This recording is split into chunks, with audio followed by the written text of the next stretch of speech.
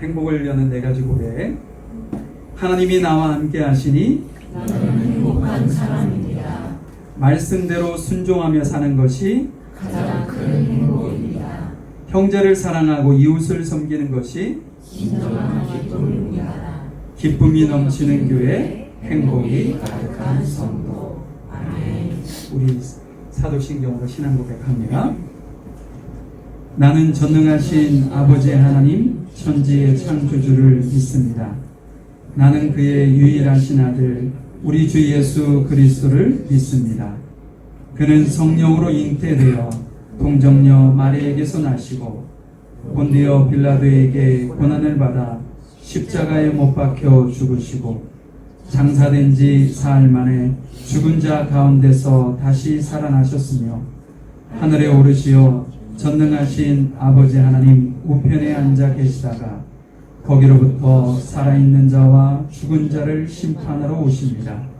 나는 성령을 믿으며 거룩한 공교회와 성도의 규제와 죄를 용서받는 것과 몸의 부활과 영생을 믿습니다. 아멘. 안녕하세요. 저희 이번 주 찬양 낮은 곳으로와 하나님 아버지의 마음이란 찬양 준비했는데요. 다 같이 찬양 드리면서 예배 시작드리겠습니다.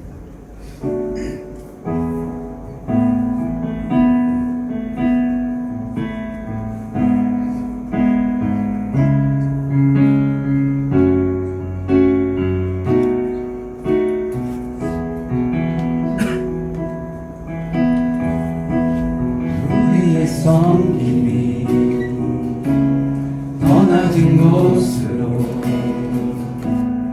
우리의 고백이 더 낮은 곳으로 쓰러져 있는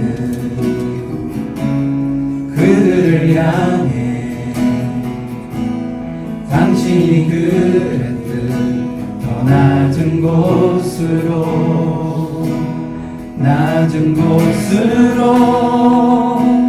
우릴 초대하네. 함께 하자고 말씀하시네.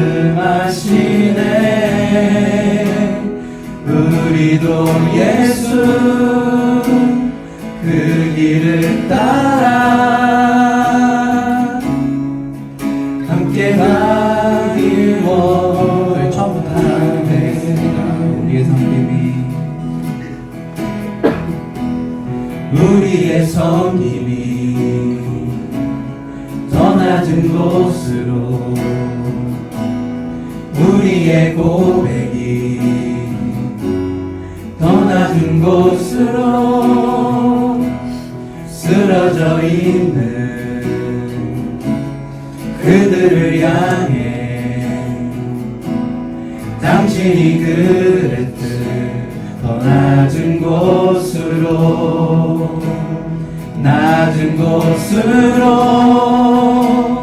우릴 초대하네.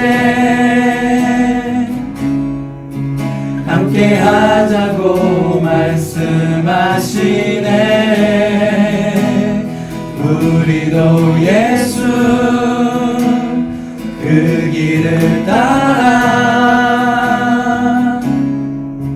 함께 가길 원하네.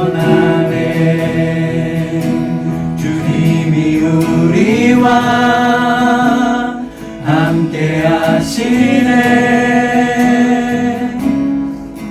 십자가 피 흘린 예수의 손으로 모든 아픔을 위로하시네. 우리에게 보여주신 주님이 우리와 함께 하시네. 십자가 피 흘린 예수의 손으로 모든 아픔을 위로하시네. 우리에게 보여준 한 번 더 전하겠습니다. 주님이 우리와 주님이 우리와 함께 하시네. 십자가 피 흘린 예수의 손으로 모든 아픔을 위로하시네. 우리에게 보여주셨네.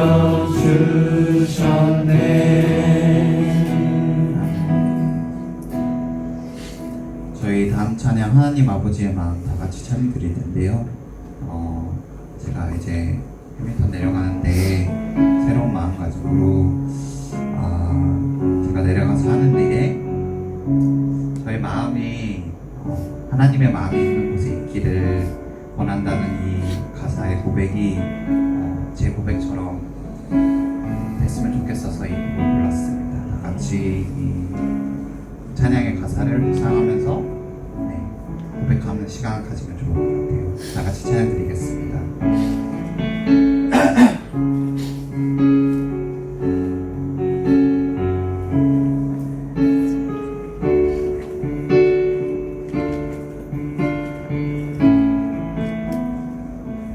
아버지 당신의 마음이 있는 곳에 나의 마음이 있기를 원해요.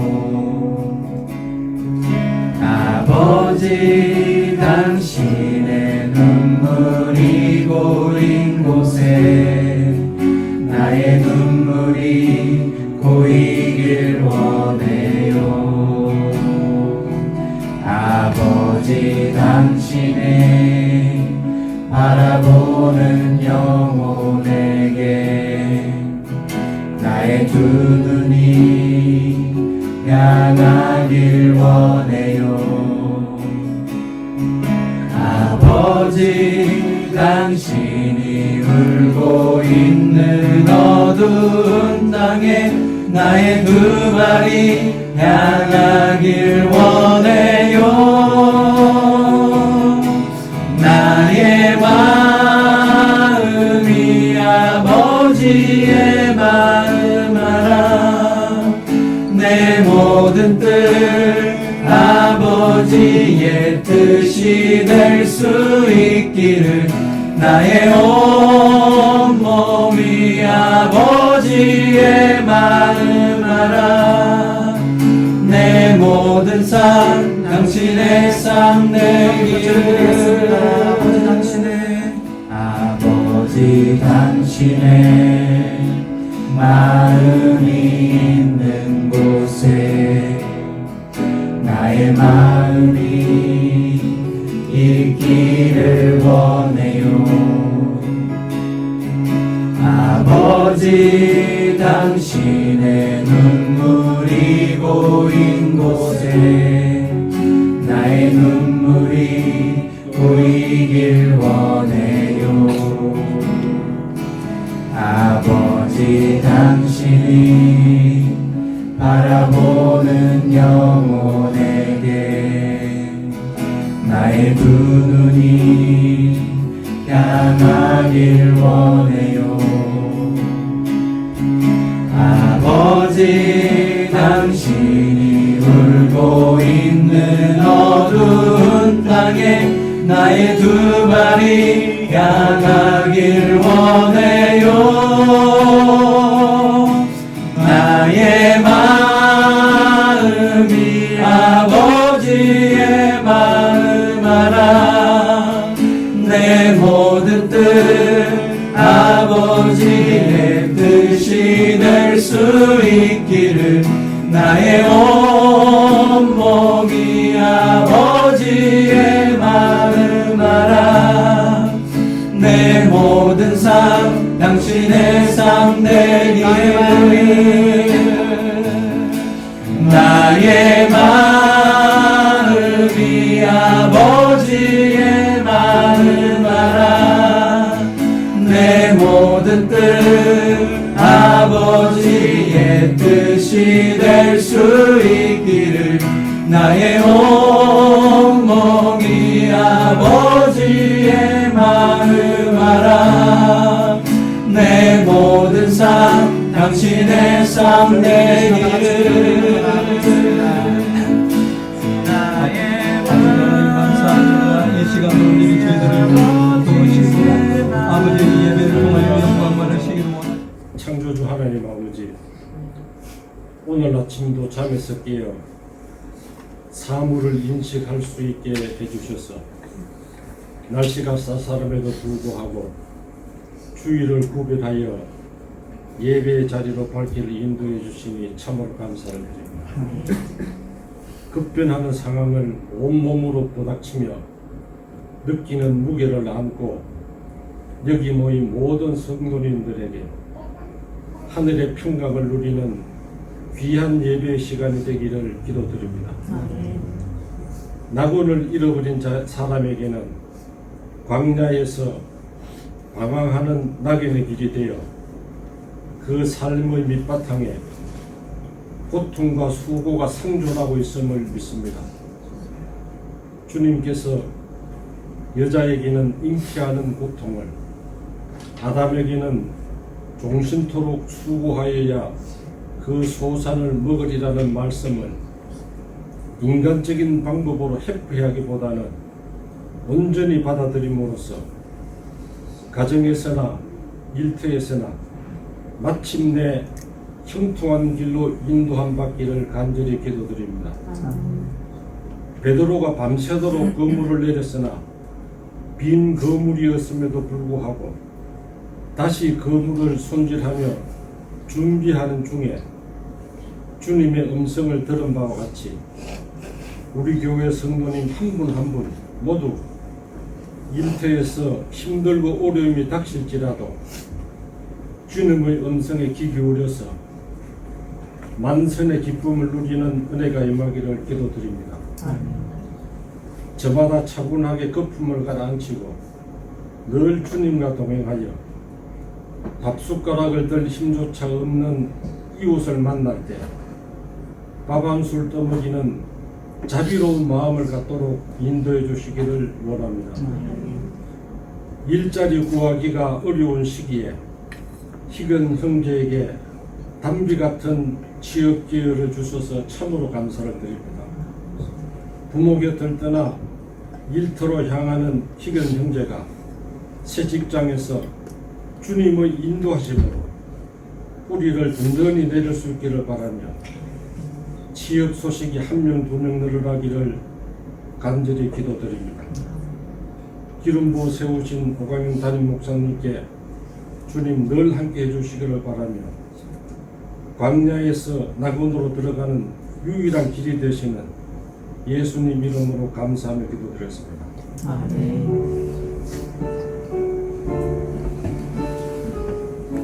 마가복음 3장 1절부터 6절 말씀입니다. 예수께서 다시 회당에 들어가시니 한편 손 마른 사람이 거기 있는지라 사람들이 예수를 속상하려 하여 안식일에 그 사람을 고치시는가 엿보거늘 예수께서 손 마른 사람에게 이르시되 한가운데 일어서라 하시고 저희에게 이르시되 안식일에 선을 행하는 것과 악을 행하는 것 생명을 구하는 것과 죽이는 것 어느 것이 옳으냐 하시니 저희가 잠잠하거늘 저희 마음이 완악함을 근심하사 노하심으로 저희를 둘러보시고 그 사람에게 이르시되 내 손을 내밀라 하시니 그가 내밀매 그 손이 회복되었더라. 바리새인들이 나가서 곧 헤롯 왕과 함께 어떻게 하여 예수를 죽이고 의논하니라. 1차주 공동기도문 함께 읽도록 하겠습니다. 우리 아이들이 어릴 때부터 예수님을 나의 구원자로 믿고 평생 하나님을 떠나지 않게 해주세요. 세상의 문화 속에서도 우리 학생들이 하나님의 자녀라는 자부심을 잃지 않게 도와주세요. 주일마다 말씀을 가르치는 선생님들에게 성령님의 지혜와 아이들을 품을 수 있는 사랑을 주세요. 학업과 직장 생활로 바쁜 청년들이 세상의 성공보다 하나님과 동행하는 기쁨을 먼저 알게 해주세요. 예수님의 이름으로 기도했습니다. 아멘. 다음 주 우리 이서구 집사님 기도 인도해 주시면 감사하겠고요.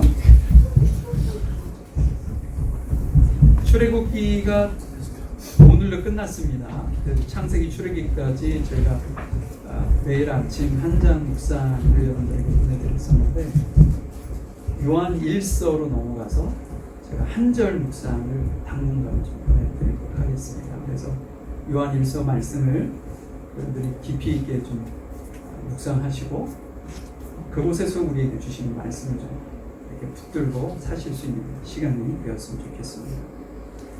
그리고 우리 김기영 집사님이 주일 성수로 기도 제목도 불려드리고 그랬었는데 오늘부터 주일 성수를 하실 수 있는 길이 열리셨어요. 그리고 다른 한편으로는 이렇게 어려움이 있을 수 있는 건데 그런 결단과 도전을 하시면서 오늘 그날을 기념하기 위해 식사까지 준비해 오셨습니다. 여러분 기도해 주셔서 너무 감사하고요. 그리고 8월 3차주 16일 날 제가 로닝캄 교회에 가서 예배를 좀 인도해야 하는 상황이 됐습니다. 그래서 그날은 박희준 목사님이 말씀을 좀 인도하시면서 할 테니까요. 기도해 주시면 감사하겠습니다.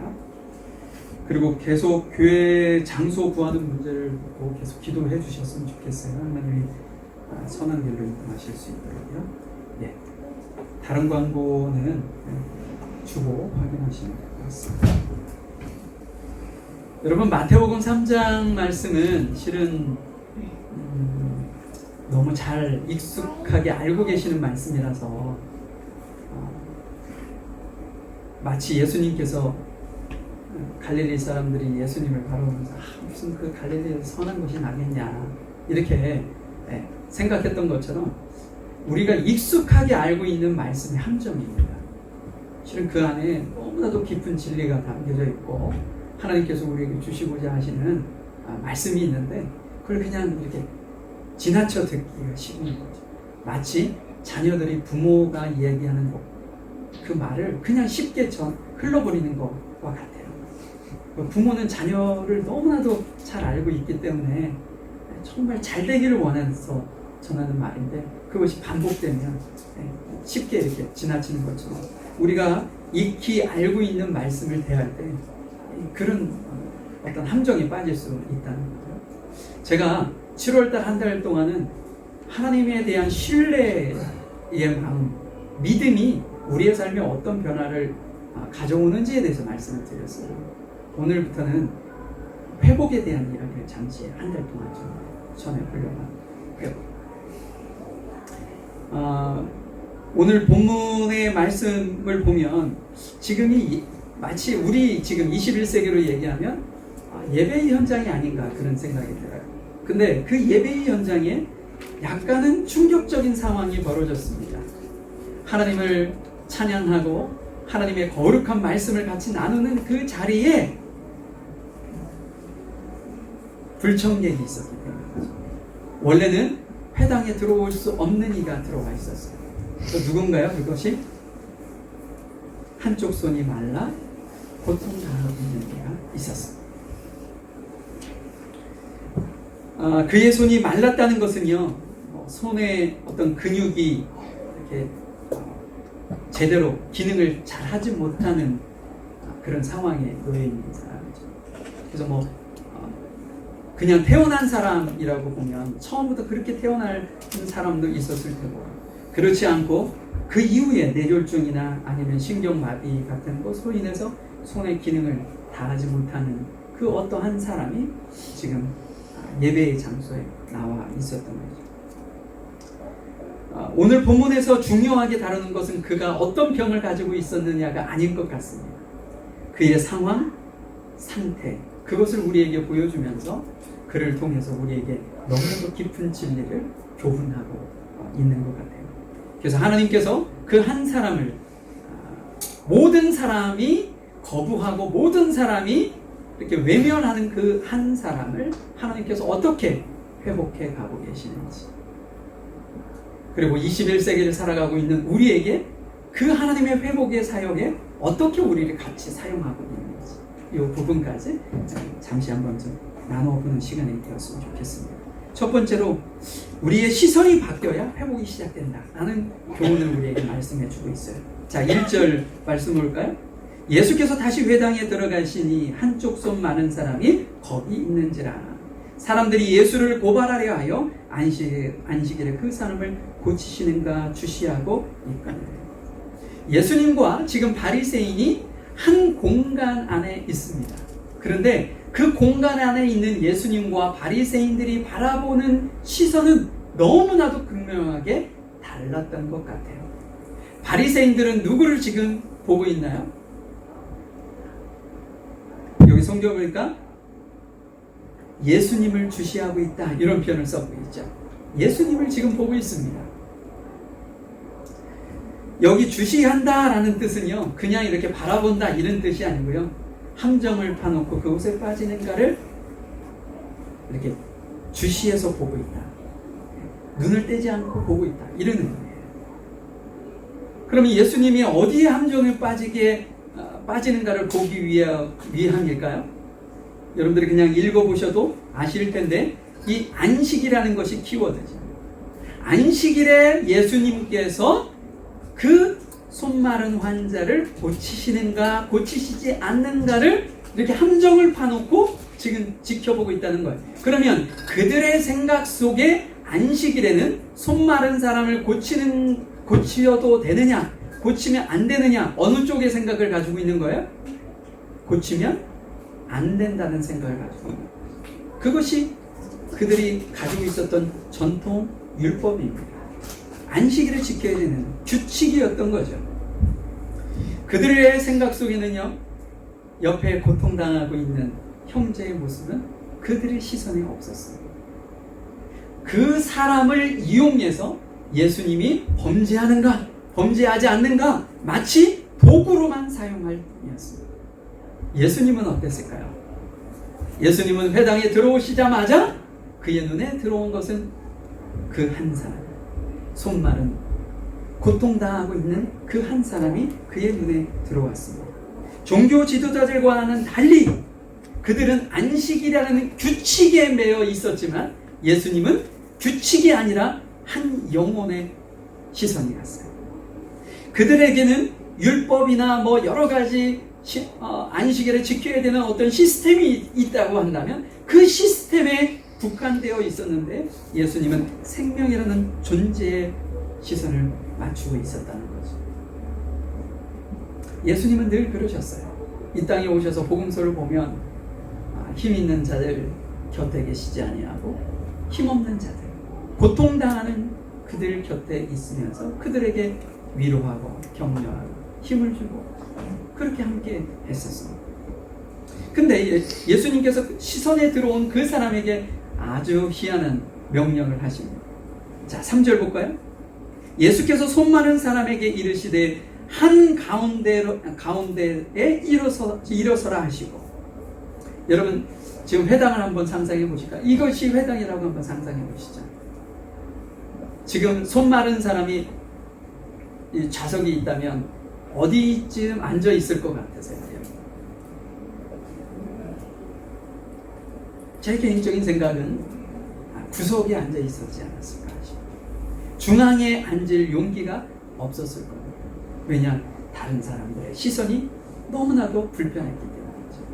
그래서 그 사람은 사람들의 시선이 잘 오지 않는 구석에 자꾸 자신의 모습을 숨기고 싶었을 거예요. 자신의 굳어진 손이 드러나지 않도록 소매에 이걸 막 넣어서 마치 품에 넣고 몸을 이렇게 쪼그리고 그렇게 사람들이 보지 않는 그곳에 몸을 웅크리고 앉아있지 않았을까 싶습니다. 이처럼 주눅들어 있었던 그 사람을 지금 예수님께서 어떻게 하신 거예요? 한 가운데로 불러내십니다. 왜 하나님께서 그 한 가운데로 불러내셨을까? 그 구석에 있는 것과 한 가운데와 뭔 차이가 있을까? 그 위치를 바꾸기 위해서 그러신 걸까? 아니요. 저는 이 말씀을 보면서 하나님께서 그 한 사람의 존재를 세워주고 계시는구나. 생명의 존재를 하나님께서 그 영혼에 세우시기 위해 한가운데로 지금 초대하고 계시는구나라고 생각이 들었어요. 여러분, 구석에 있을 수밖에 없는 그 사람을 지금 회당의 한 중앙에 보여지지 않은 곳에 있었던 그 사람을 모든 사람이 볼 수 있는 곳으로, 그 또한 모두를 대면해야 하는 피할 수 없는 그 자리로 지금 부르고 계시는 거예요. 마치 우리를 세상 가운데 불러내시는 것처럼 말이죠. 왜냐하면, 왜 예수님께서 그렇게 할 수밖에 없었냐면, 그래야 회복이 일어나기 때문에. 예수님께서 그를 한가운데 부르셨을 때는 예수님께서 말씀은 안 하셨지만 그 사람에게 이러한 무언의 고백을 하시지 않았을까 싶어요. 더 이상 구석에 숨지 마라. 더 이상 너의 아픔을 부끄러워하지 마라. 더 이상 실수한 것 때문에 죄책감에 머물지 마라. 이제 내 아픔은 나의 관심사가 되었으니 당당하게 내 앞에 서라고 지금 예수님께서 그 영혼을 부르시는 거죠. 여러분, 회복은요, 내가 숨겨놓은 구석진 그 자리, 혹은 나의 너무나도 연약한 그 모습을 주님의 빛 가운데로 가지고 나오는 것으로부터 시작된다는 사실입니다. 근데 여러분, 실은 우리들도 남들에게 감추고 싶은 연약함이 있죠. 마치 지금 손마른 한 사람처럼 말입니다. 겉으로는 평온한 척 하지만 속으로는 끊임없이 비교와 열등감에 사로잡혀 있는 그 모습이 우리 안에 있을 수 있습니다. 어느 순간부터는 무엇인가 할 때 기쁨으로 하지 못하고 어떤 의무감에 빠져서 지쳐있는 우리 영적인 상태를 보기도 합니다. 혹은 과거의 상처 때문에 누군가에게 용서할 수도 없고 누군가에게 도움을 구하지도 못하는 다친, 굳어진 우리의 마음도 있을 수 있죠. 내가 도전하고 열심히 하지만 내가 기대한 그곳에 이르지 못한 안타까운 마음의 상처도 우리 안에 있습니다. 이것이 실은 지금 회당 안에 구석진 곳에 남들의 시선이 닿지 않는 곳에 숨어있는 손마른 어떤 한 사람이 우리의 모습 안에 담겨져 있는 거죠. 사랑하는 성도 여러분, 나의 약점, 나의 연약함만 보면 그것이 좌절이 됩니다. 그런데 나의 약함, 나의 연약함을 예수님의 시선으로 바라보게 되면 그것이 주님을 만나는 통로가 될 수 있습니다. 만약에 그 한 사람이 손마른 환자이지 않았다면 그는 예수님을 만나지 못했을지도 모릅니다. 그런데 그의 손이 마른 것으로 인해서 주님을 만날 수 있는 통로가 열린 것이죠. 여러분들이 받는 지금 현재의 어려움, 연약함, 그것을 너무 힘들게만 생각하지 마시고요. 여러분들이 지금 당하고 있는 그 자리가 실은 주님이 나를 만나주시는 시간이기도 하고 자리라는 사실을 여러분들이 꼭 명심하실 때, 내게 아직 해결되지 않은 이 어려운 이 그 아픔, 상처, 이것이 회복할 수 있는 기회구나, 이렇게 소망을 가지실 수 있기를 바랍니다. 자, 그러면 우리가 먼저 시선이 바뀌어야 회복이 시작된다고 그랬죠. 두 번째는 어떻게 해야 하는가? 참된 신앙은요, 방관이 아니라 생명을 살리는 실천에서 나온다. 회복이 그런 곳에서 나온다는 거예요. 자, 4절 말씀을 볼까요? 그들에게 이르시되 안식일에 선을 행하는 것과 악을 행하는 것, 생명을 구하는 것과 죽이는 것, 어느 것이 옳으냐 하시니 그들이 잠잠하거든요. 예수님은 바리새인들에게 매우 어찌 보면 그들의 듣기 싫은 이야기로 질문을 던지는 것 같아요. 안식일에 생명을 구하는 것과 죽이는 것, 어느 것이 옳으냐? 그들은 대답을 할 수가 없었습니다. 아니, 답을 몰라서 그들이 대답한 것이 아니야. 본인들이 정해놓은 답은 있지요. 안식일에 살리면 안 됩니다 라고 얘기를 해야 될 거예요. 그러나 답을 할 수가 없어요. 왜냐? 실은 생명이 더 우선인 걸 그들도 알고 있거든요. 바리새인들은 안식일이라는 그 날을 자신들의 어떤 이중적인 잣대로 안식일을 지키고 있었습니다. 마치 거룩한 방관, 이 말이 표현이 맞는지는 모르겠어요. 그날은 너무나도 거룩한 날인데 그냥 생명에는 방관하는 자리. 제가 그래서 거룩한 방관이라는 말을 해봤습니다. 거룩한 방관. 그들에게 거룩함은, 경건함은 그냥 가만히 있는 거예요. 어느 날이요? 안식일. 여러분, 제가 지금 얘기하고 있는 것이 이해되시죠? 안식일이 어떤 날이에요? 유대인들에게. 혹시나 해서 제가 좀 설명을 잠시 할게요. 안식일에는 그들이요, 예를 들어서 또 제가 정확한 키로수는 생각이 안 나는데, 예를 들어서 10kg다 아니면 2kg다. 그 2kg의 무게를 들고 예를 들어 10발자까지 움직이면 노동한 거야. 근데 9발자까지 가면 노동 안 한 거야. 이런 식의 법이 있었어요. 왜냐? 안식일에는 하나님께서 6일간 창조하시고 쉬셨잖아요. 그렇기 때문에 우리에게도 쉬어야 된다는 그 이스라엘 백성들에게 주신 법이 있거든요. 근데 그들이 그 안식일에 노동 안 하는 것이 어느 정도로 강도로 내가 움직이거나 무엇인가 했었을 때 이것이 노동이 되고 노동이 되지 않느냐, 이것을 본인들이 만드는 틀이 있어요. 그래서 실은 안식일에 환자를, 누군가 병든 사람을 고쳐주는 것이 안식일을 범하는 거라고 그들은 생각을 하고 있었던 거예요. 그래서 그들에게 경건은요, 안식일에 아무것도 하지 아니하고 가만히 있는 겁니다. 상처받고 힘들고 죽어가는 사람을 그냥 방관자로 바라보는 것이 그들은 안식일을 너무나도 잘 지키는 것으로 생각했다는 거죠. 안식일에 악한 일을 안 하면 다행이고 선한 일은 안 해도 그만이라고 생각했던 그들의 편리한 신앙에 그들은 갇혀 살고 있었습니다. 예수님은요, 예수님도 동일한 생각을 가지고 계셨을까요? 아니요. 예수님은 그들의 방관이 곧 악이라고 지금 말씀하고 있는 거예요. 이 질문 안에 그것이 담겨져 있는 거예요. 예수님에게 안식일은 생명을 살리는 날입니다. 그들은 그냥 가만히 있는 날이지만 예수님께서는 반드시 살려야 하는, 생명을 살려야 하는 날이 안식일이었던 거예요. 사람을 살릴 수 있는 자리에서 가만히 침묵하는 것은 사실상 그 사람을 죽이는 것이다 라고 예수님이 지금 질문 속에 던지고 있는 거죠. 우리가 주일날 죄를 짓지 않습니다.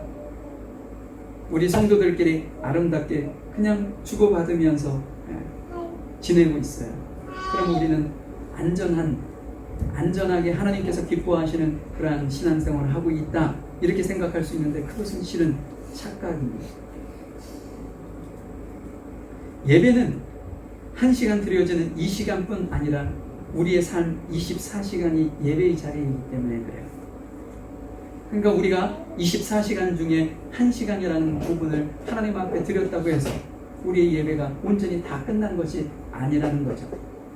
우리의 일상에서 지금 바리새인들처럼 내게 도움이 필요한 사람에게, 내 눈에 보여지는 도움이 나의 도움을 기다리고 있는 이에게 그냥 방관자처럼 바라보기만 하고 위로하지 못하고 돕지 못하고 도움의 손을 내밀지 못한다면 그 또한 방관자의 죄에 빠지고 안다는 말씀을 우리에게 하고 있는 거예요. 여러분 5절로 한번 내려가 볼까요? 그들의 마음이 완악함을 탄식하사 노하심으로 그들을 둘러보시고 그 사람에게 이르시되. 왜 예수님께서 그들에게 방관이 죄라고 말씀을 하셨는가? 왜 바리새인들은 그 불쌍한 그 사람을 보면서도 불구하고 마음이 움직이지 않았는가? 그것을 단적으로 보여주는 대목입니다. 그들의 마음이 어떻게 했다고요? 완악함을 보셨다. 그래서 예수님께서 자주 등장하지 않는 감정의 표현이 나와요. 탄식하사 노하셨다, 화나셨다는 얘기입니다. 뭐 때문에요? 그들의 완악한 마음 때문에 그렇습니다. 여러분, 완악함이라는 것은요, 돌처럼 굳어져 있어서 감각이 상실된 마음을 의미합니다.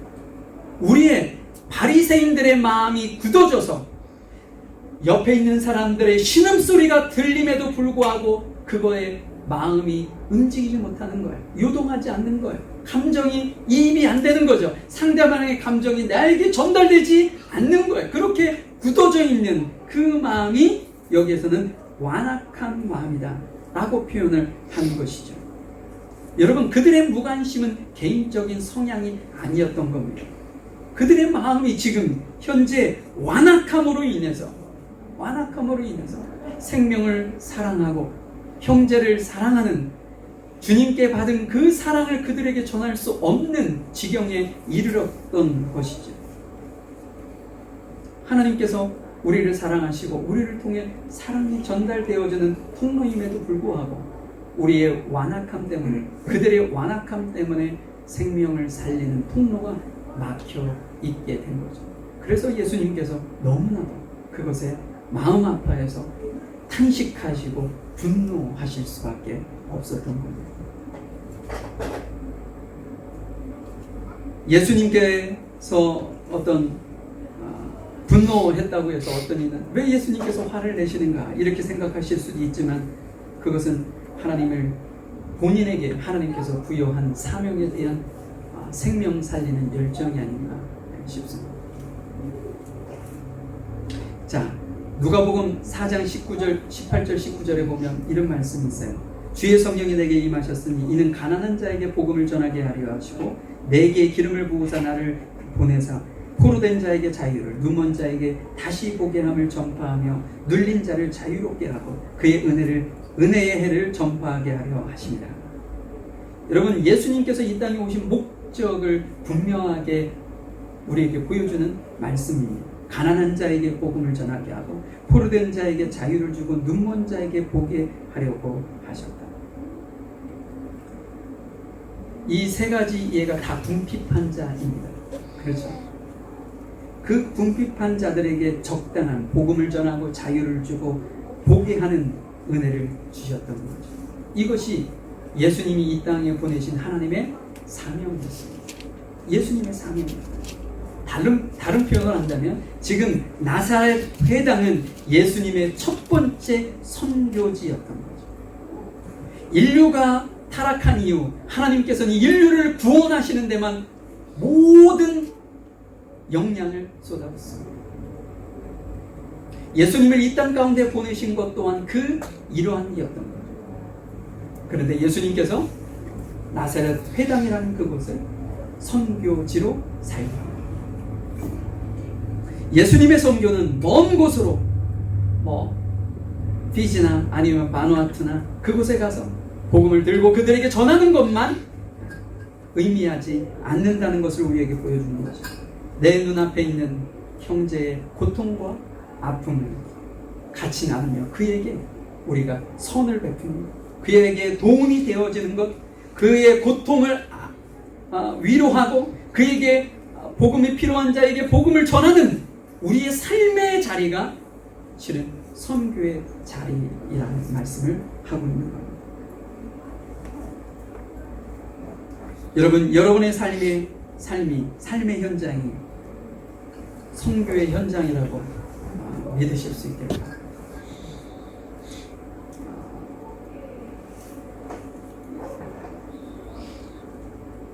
하나님께서 우리를 부르신 그 신앙의 본질, 하나님께서 왜 우리를 부르셨을까? 그것은 우리가 지금 드려지는 이 예배 공간, 이 공간에 제한되어지는 것이 아닙니다. 저는 지금 예배 드리는 것은 너무나도 중요하고 없어서는 안 되는 자리이지만 여러분들의 어떤 사역으로 본다면 여러분들이 문을 열고 예배 끝나시고 교회 문을 열고 나가시는 그 순간이 시작이에요. 선교의 여러분의 삶의 현장이 선교지가 되어지는 시작점이에요. 이곳에는 여러분들이 일상 속에서도 고충받을 수 있겠지만 실은 우리 이곳에서 한 주간 어떻게 선교사로 살았어? 어떻게 가정의 주부로 살았어? 어떻게 직장에서 일하면서 살았어? 이런 개념이 아니에요. 직장에서 어떻게 선교사로 살았어? 집에서 어떻게 선교사로 살았어? 학교에서 어떻게 선교사로 살았어? 우리가 그 삶을 나누면서 어떻게 우리가 하나님께 부름받은 그 선교사의 사명을 내가 가정 안에서, 일터에서, 학교에서 살아낼 수 있을까? 라는 것을 서로 살한 지혜를 가지고 우리가 더 인커리지 되어지는 자리가 예배의 자리. 또한 지난주에 제가 말씀드렸던 것처럼 하나님과 우리는 악망함으로 생명이 연결되어져 있다고 했죠. 그 생명에 연결된 끈을 통해 하나님 앞에 공급받아지는 자리, 그것이 예배의 자리입니다. 그런데 그 예배의 본질적인 목적은 뭐냐? 여러분들이 가정으로 돌아가서, 여러분들이 일터로 돌아가서, 학교로 돌아가서 여러분들이 선교사로 살아갈 수 있는 공급원을 얻기 위한 자리일 뿐이에요. 지금 예수님께서 우리에게 지금 그렇게 요구하고 계시는 것이 아닌가 싶습니다. 직장에서 여러분들의 직장 동료에게 따뜻한 말 한마디가 그에게 생명을 살릴 수 있어요. 집에서 끊임없이 가정을 위해서, 가족을 위해서 부엌에서 떠날 수 없는 엄마에게 따뜻한 말 한마디가 엄마가 그곳에서 선교사로 살아갈 수 있는 힘을 얻게 되는 놀라운 축복이 될 수도 있는 생명을 살리는 것. 우리가 예수님처럼 우리의 일상에서 생명을 살리는 그러한 주님의 부르심 받은 사명의 자리에서 여러분들이 아름답게 사역하며 살아가실 수 있기를 간절히 소망해 봅니다. 그러면 마지막으로 이 회복은 언제 우리에게 오는가? 회복은요, 기다림이 아니라 순종의 손 내밈에서 시작됩니다. 자, 5절 후반부로 한번 보죠. 그들의 마음이 완악함을 단식하사 노하심으로 그들을 둘러보시고 그 사람에게 이르시되 내 손을 내밀라 하시니 내밀매 그 손이 회복되었다. 예수님은 손 마른 사람에게 좀 황당한 요구를 하시는 거예요. 왜요? 손을 내밀으라고 한 그 사람의 손이 지금 기능을 다 잃은 상태거든요. 그는 그 누군가에게도 보여주고 싶지 않은 자신의 모습이에요. 실패한 모습입니다. 근데 예수님께서 그것을 많은 사람들 앞에 내놓으라고 지금 요구하시는 것이니 이 사람에게 이 이야기는 얼마나 황당하겠어요. 지금 예수님께서 나의 상황, 나의 실정을 아는 거야, 모르는 거야? 나의 자존심은, 나의 인격은 지금 존중받는 거야, 존중하시는 거야, 안 하시는 거야? 막 그런 불평이 나올 수 있는 자리였던 거죠. 근데 예수님은 우리에게 한순간도 우리가 가능한 걸 요구하신 적이 없습니다. 하나님께서는 우리에게 늘 가능하지 않은 것을 요구하세요. 지금 이 손 마른 자에게 요구하시는 것이 그겁니다. 할 수 있는 것을 내가 너한테 요구한 거 아니야. 네가 남들에게 자랑하고 싶은 것을 내가 많은 사람들에게 자랑하라고 내가 너한테 얘기하는 거 아니야. 너희가 다른 사람에게 감추고 싶고 너를 좌절하게 만들 수 있는 거, 그것을 내가 너에게 내놓으라고 얘기하는 거라고 지금 말씀하시죠. 숨어 지내는 그를 세상 밖으로 지금 끄집어내고 계십니다. 믿음으로 순종하는 것을 지금 요구하고 계시는 거예요. 이것이 성경에서 말하는 회복의 대원칙입니다. 손을 먼저 놔은 뒤에 내밀겠습니다. 그게 아니에요. 내밀으면 낫게 해주시겠다 라는 말씀인 거죠. 우리는 자꾸만 이것을 거꾸로 반대로 생각하려고 합니다. 내 믿음이 조금 더 자라면 주님 섬기겠습니다. 내 상처가 다 아물면 봉사하겠습니다. 내 형편이 조금 나으면 그 그 손을 내밀겠습니다. 내가 지금 내 안에 있는 것이 좀 해결이 되면 그때 주님께 나아갈게. 이런 거죠. 그것은 그러나 예수님의 방식이 아닙니다. 내밀라! 그러면 나으리라! 이것이 성경에서 우리에게 주시는 말씀입니다. 여러분들의 지금 많은 상처와 아픔, 그것을 숨기려 하지 마십시오. 사람들에게 그것을 내놓고라는 얘기가 아니라 그것을 누구에게 가지고 가느냐? 주님의 빛 안으로 가지고 가시라는 거예요. 하나님께서 내밀라는 말씀이 그겁니다. 내밀라. 그러면 나으리. 이것이 예수님께서 우리에게 주시는 놀라운 회복의 원칙입니다. 예수님께서는 회복은 완벽하게 준비된 후에 일어나는 결과가 아니라고 말씀하세요.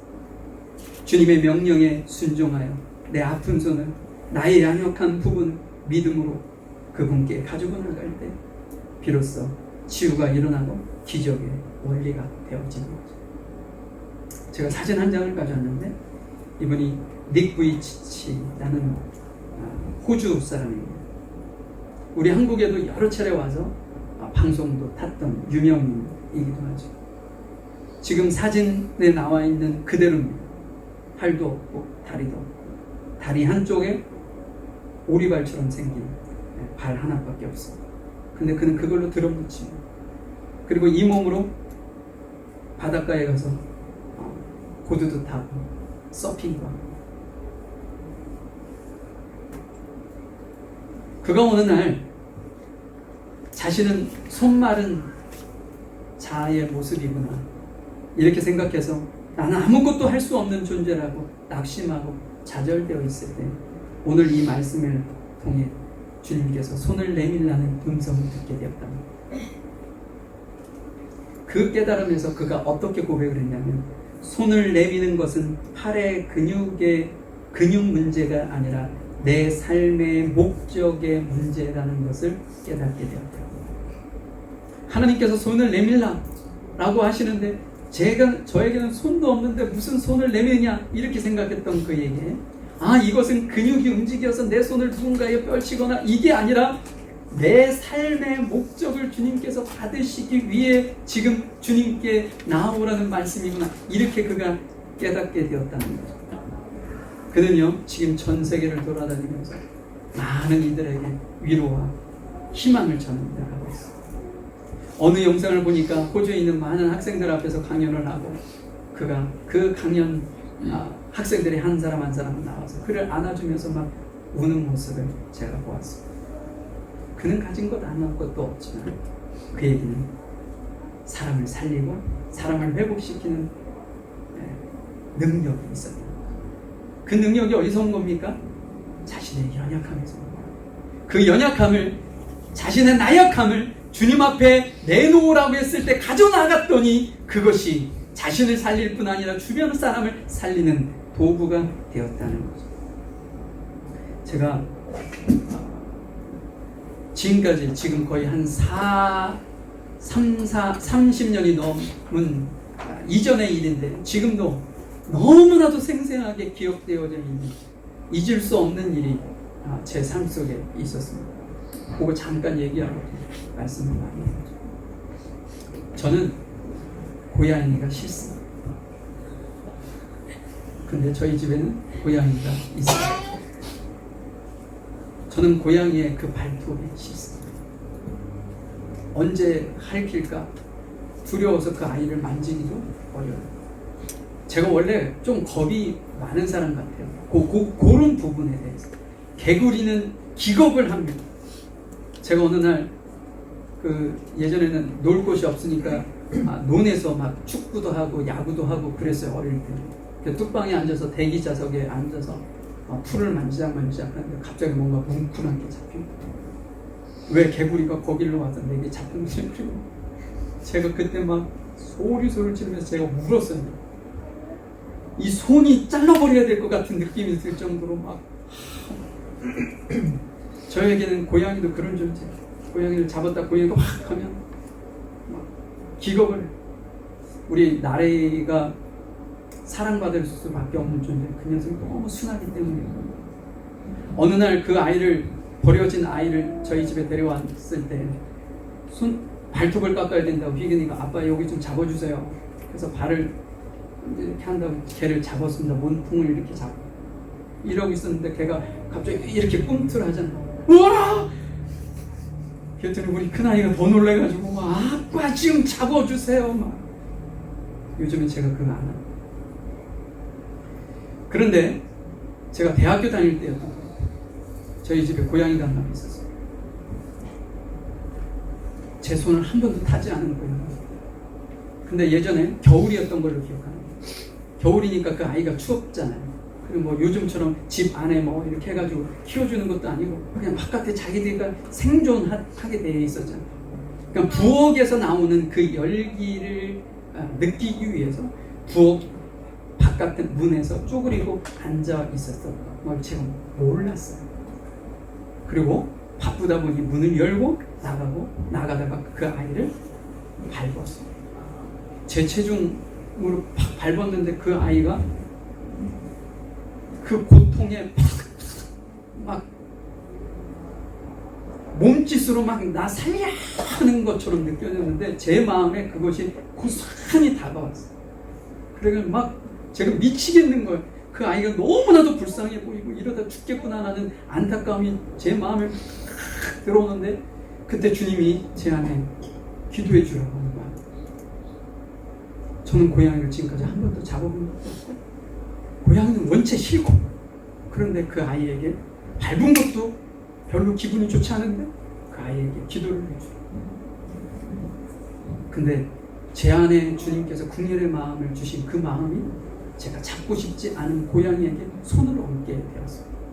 그 아이가 바닥바닥 해가지고 막 고통스러워하는데 그 손에 얹고 주님 하는 그 순간 그 아이가 벌떡 일어나요. 제가 눈을 뜨고 기도했어야 되는데 제가 눈을 감고 있었는데 걔가 갑자기 놀래가지고 기도하다가 제가 막 소리를 질렀어요. 근데 희한합니다. 그 아이가 바닥바닥 하다가 벌쩍 일어나서 걷기 시작하는데 한 방향으로만 도는 거예요. 계속 빙글빙글 도는. 왜 그럴까요? 이 목이 꺾였던 거죠. 지금 목이 이쪽으로 되어 있으니까 이쪽으로만 계속 돌아요. 다시 한번 용기를 내고 기도를 했는데 기도가 길지도 않고 그 아이에 닿는 순간 나왔어요. 바로 머리가 돌아와가지고 정상적으로 파닥. 제가 무슨 말씀을 드리려고 하냐면 그 이후에 이런 일이 없습니다. 네. 하나님께서 그때 제게 모든 것을 바라보는 마음을 주신 거예요. 생명의 생명을 사랑해야 되는 마음, 그런 것을 알게 하신 것 같은데 제가 여기서 드리고자 하는 마음은 뭐냐? 저의 연약함이 고양이도 만질 수 없는 연약함이 하나님의 말씀에 손을 뻗어 기도하라는 그 말씀에 순종했더니 고양이가 살아났어요. 여러분, 우리의 삶에 다양한 연약함이 있습니다. 누군가에게 드러내고 싶지 않은 연약함이 있습니다. 여러분, 그것을 주님께서 지금 사람들 가운데 내놓으라고 말씀하고 있어요. 근데 사람이 아닌 주님께 가지고 나오라고 말씀하고 계십니다. 그때 우리에게 놀라운 하나님의 기적이, 회복의 기적이 우리의 삶 속에 찾아오는 놀라운 은혜가 있으리라 확신합니다. 제가 그 다음을 보면 이거 같이 읽으려고 했거든요. 근데 시간이 지금 59분이에요. 제가 원래는 정각까지 끝내려고 했는데 성찬식도 있어서 여러분 이거 눈에 새겨놓으시고 제가 하지 않더라도 이 고백을, 여러분들의 고백을 자신있게 좀 고백하시면서 여러분의 삶을 주님께 좀 올려드렸으면 좋겠습니다. 잠시 기도할까요?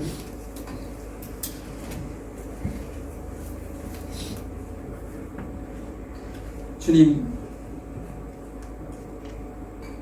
이제 우리의 마른 인생 같은 연약한 저희들의 모습을 주님께 올려드립니다.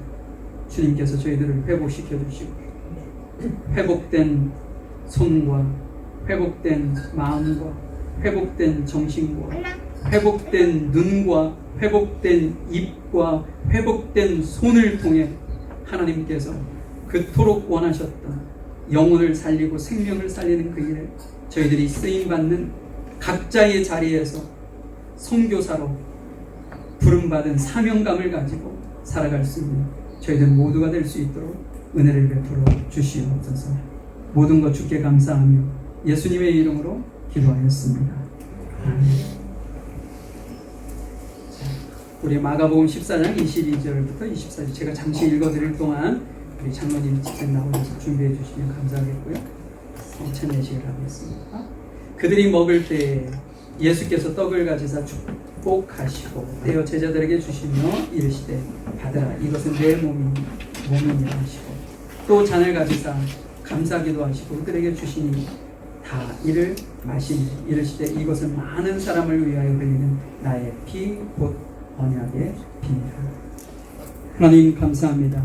이 시간 주님의 말씀에 순종하는 심정으로 떡과 잔을 받습니다. 떡과 잔을 받을 때 우리가 경솔함으로 받지 아니하게 하시고 주님께서 저희들을 위해서 십자가에 피 흘려 돌아가시고 모든 피를 쏟으시고 몸이 다 찢기기까지 저희들을 사랑하셨던 예수님의 그 사랑의 마음을 깨닫고 주님께서 이 땅 가운데 저희들을 존재케 하시고 저희들에게 부여하신 그 사명을 온전히 주님 오시는 날까지 온전히 감당하고자 하는 간절한 소망을 갖는 귀한 시간이 될 수 있도록 도와주옵소서. 예수님의 이름으로 기도하였습니다.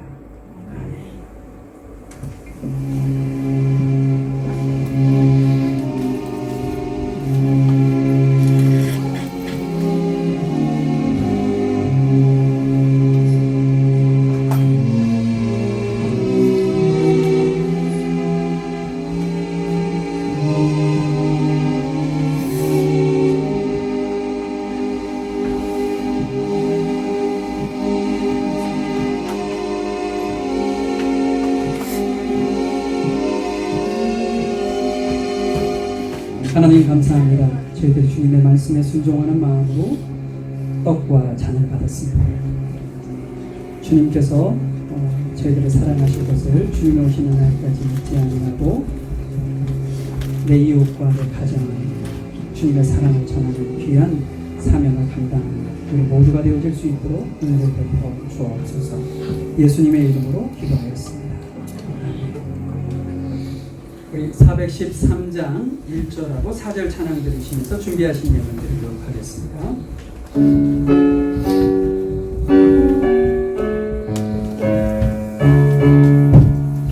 내 평생에 가는 길 순탄하여 늘 잔잔한 강 같은지 큰 바로 무섭고 어렵든지 나의 영혼은 늘 평안하다. 내 영혼 평안해. 내 영혼 평안해. 저 공중의 구름이 일어나며 그 나팔이 울릴 때에 주 오셔서 세상을 심판해도 나의 영혼은 없으리. 내 영혼 평안해. 내 영혼 평안해. 하나님 감사합니다. 이 시간도 주님의 은혜에 감사하는 마음으로 감사헌금, 주일헌금, 11조, 감사헌금, 성교헌금, 목적헌금 각가지로 주님 앞에 우리의 마음과 생각과 우리 자신을 주님 앞에 드리는 심정으로 드린 우리 귀한 성도들 한 사람 한 사람 한 가정 한 가정을 기억해 주셔서 저들의 삶에 하늘의 신령한 복과 땅의 기름진 것으로 끊이지 않도록 인도해 주시고, 가정 안에 주님이 주인이 되시고 주의 말씀이 가문이 되어 이 땅 가운데 나라를 온전히 이루는 귀한 사명을 감당하는 가정들로 주님께서 세워주시고 인도해 주시옵소서. 이 예물이 사용되어지는 곳곳마다 30배, 60배, 100배의 결실을 할 수 있도록 은혜를 베풀어 주시옵소서. 오늘도 귀한 성도들을 사랑하는 마음으로 귀한 애찬을 준비한 가정이 있습니다. 그 가정을 주님의 이름으로 축복하오니 마음의 근심과 걱정과 해결되어야 될 많은 문제들, 기도의 문제들, 그 모든 것들을 주님께서 들으시고 협력하여 선을 이룰 수 있도록 은혜를 베풀어 주시고, 남은 여성이 하나님의 나라와 의를 위해 아름답게 수고하며 영광 돌리기에 부족함이 없는 귀한 가정들이 되어지게 하시고, 주신 자녀들에게도 주님께서 은혜를 베푸셔서 그들의 삶이 복되게 하시고 하나님의 나라와 의를 위해, 주님을 위해 아름답게 쓰임받는 자녀들 될 수 있도록 은혜를 베풀어 주시옵소서. 지금은 우리 주 예수 그리스도의 크신 은혜와 아버지 하나님의 무한하신 사랑하심이 성령님의 인도하시고 내주하시고 교통하시니 내밀라 그리하면 나으리라는 주님의 음성에 순종함으로 불가능할 것 같은 삶의 모습을 주님 앞에 내어놓기를 간절히 소망하는 모든 성도들 머리 위에와 이들의 가정과 사업장 일터부의 학업 위에 지금부터 영원히 함께 하시기를 간절히 축원하옵나이다.